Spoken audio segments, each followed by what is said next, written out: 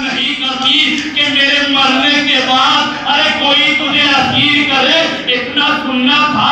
ارے زہیر کی زوجہ ہے, تڑپ کے کہتی ہے ارے زہیر حسین ابن علی کے ساتھ بھی تو خاتون ہے. اتنا سننا تھا.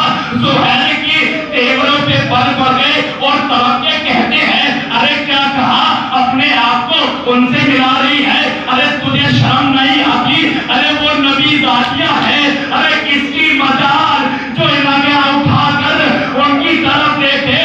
میں ہاتھوں کو جوڑ کے کہوں گا اے زہیر تمہیں اتنا خیال تھا, ارے کاش تمہیں معلوم ہوتا یہی نبی ذاتیہ کربلا سے کوفہ, کوفہ سے شام. اجرکم اللہ. خدا آپ کو کسی غم میں نہ لائے سوائے سید الشہداء کے. زہیر زوجہ کو ساتھ نہیں لائے, ہوا پر بھیج دیا. لو عزادارو زہیر کربلا کے میدان میں آ گئے, امام کے ساتھ ساتھ ہے. لو عزادارو روزے عاشور کا سورج بھی نمودار ہوا, ایک ساتھی جاتا رہا اور اپنے آپ کی جان قربان کرتا رہا. لو عزادارو اب نماز ظہر کا وقت قریب آیا. زہیر و سعید سامنے آئے اور کہا مولا آپ نماز پڑھے, ہم تینوں کو روکتے ہیں.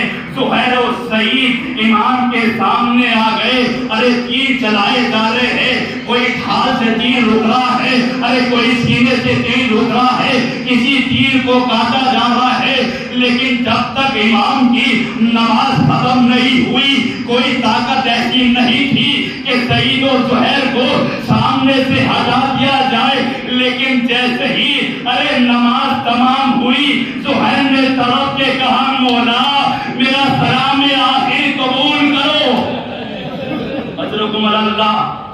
لو عزادارو زہیر اپنی شہادت دے کر سو گئے. ایک شہید ہو گیا.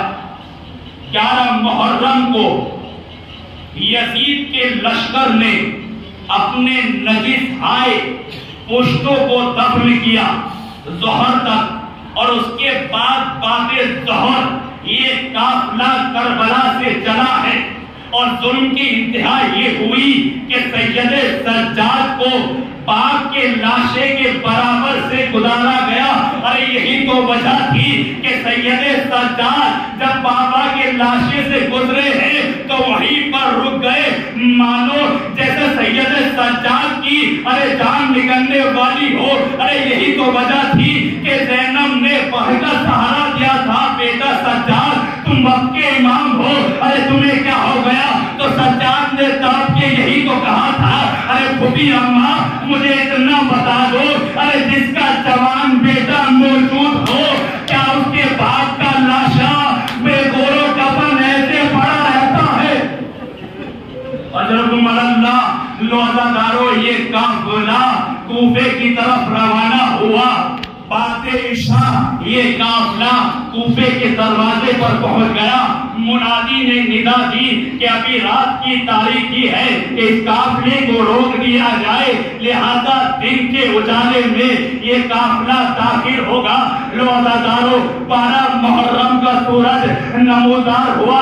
منادی ندا دے رہا تھا کہ آؤ کوفے والو ذرا تماشا دیکھو, ارے یزید کے خلاف ایک شخص نے خروج کیا تھا, ہم نے اسے قتل کر دیا, ان کی ماں بہنوں کو ہم اسیر کر کر لائے ہیں. جیسے ہی یہ ندا دی گئی ارے زہیر نے سوچا ہو نہ ہو یہ وہی قافلہ ہے جس میں میرا شوہر گیا تھا.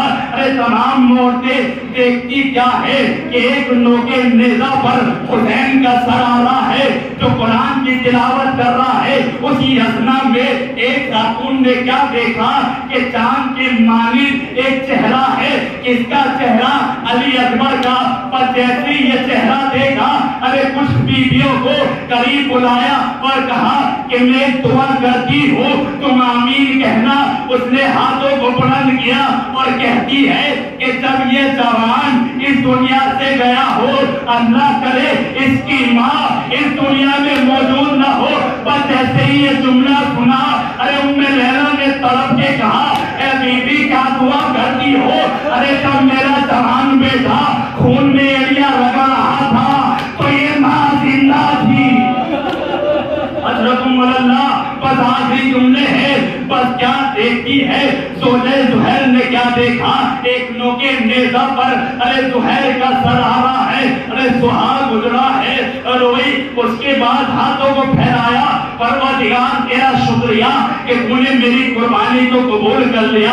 अरे इसने सुना था ना कि वो नबी जातिया है, उन्हें कोई यकीन नहीं कर सकता, तो इसे भी ख्याल था कि वो नबी जाते हैं, लिहाजा छत से नीचे उतर कर आई, संदूक खोला, एक कफन निकाला, गुलाम को करीब बुलाया और कहती है मेरा एक काम कर दे, इसके एवज मैं तुझे आजाद कर दूंगी। गुलाम ने हाथों को जोड़ा, का क्या काम है, का ये कफन ले जा, करबला जाना, अरे तेरा आका बेगोरो कफन पड़ा होगा, ये कफन ले जा और कफन देकर आ जा। लोहादारो गुलाम कफन को लेकर चला। अब ये सोच रही है कि अब करबला पहुंचा होगा, अरे अब रास्ते में जब करबला पहुंचा होगा तो अब लाशा देख रहा होगा, अब लाशे को कफन दे रहा होगा, अब दफना के आ रहा होगा, पर ये छत पे इंतजार कर रही है। क्या देखती है कि गुलाम चला आ रहा है। जब गुलाम करीब आया, छत से नीचे उतर कर आई, आकर पूछती है गुलाम मुझे इतना बता दे, क्या कफन देकर आ गया? गुलाम कुछ बोल न सका, सर को झुकाए हुए है, वो तड़प के कहती है अरे मैं तुझसे सवाल कर रही हूँ, क्या तू अपने आका को कफन देकर आ गया? गुलाम कुछ बोल न सका, अबा का दामन हटाया, बस कफन आगे रख दिया, बस कफन को देखकर तड़प कर कहती है मैं तुझे आजाद ना करूंगी। अरे मैंने तुझसे कहा था ना कि अपने आका को कफन देकर आना। वो कहता है अरे आजाद करो या ना करो, लेकिन ये काम मैं अंजाम नहीं दे सकता था। वो तड़प कर कहती है क्या तुझे करबला का रास्ता नहीं मिला? क्या मिला? क्या वहां पर यजीद की फौजें लगी हुई थी? क्या नहीं? क्या तुझे अरे जुहैर का लाशा नहीं मिला? क्या मिला? क्या फिर तूने कफन क्यों नहीं दिया? जुमला सुनिएगा, गुलाम तड़प के कहता है अरे शहजादी तुमने एक ही कफन तो दिया था, लेकिन हाय करबला में जहाँ बचा बिखरे हुए 72 लाशें पड़े थे। अरे मुझे शर्म आई कि आका दादा के होते हुए, नबी सादे के होते हुए एक गुलाम को कफन दूं। वो कहता है शहजादी मैंने चाहा कि मैं हुसैन को कफन दे दूं, लेकिन माफ करिएगा ये कफन भी नहीं दे पाया। पर जैसे ये सुना तड़प के कहती है अरे क्या कहता है, तूने हुसैन को भी कफन नहीं दिया, अब मैं तुझे माफ नहीं करूंगी, मैं तुझे आजाद नहीं करूंगी। और तड़प के कहता है अरे शहजादी लाश को पहचानने के अरे 2 तरीके होते हैं, या सर पे तन हो या सदन पर लिबास हो, लेकिन हाय हुसैन की मजलूमियत, अरे ना तन पे सर था